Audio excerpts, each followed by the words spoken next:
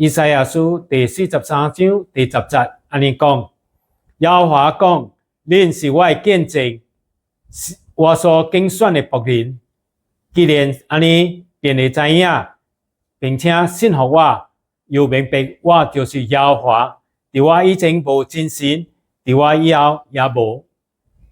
這段經文，先知以賽亞提醒以色列人，以色列人是上帝所揀選的在地上的見證人，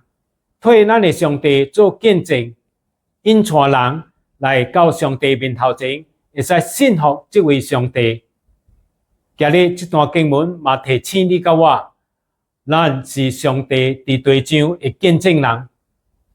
咱所講的、所做的，要來見證這位榮耀的上帝，這位大能的上帝。透過你甲我的生命，會使看到上帝的作為，上帝如何的幫助咱行過種種的困難，上帝如何的幫助咱，安怎在困苦當中悠然的有喜樂。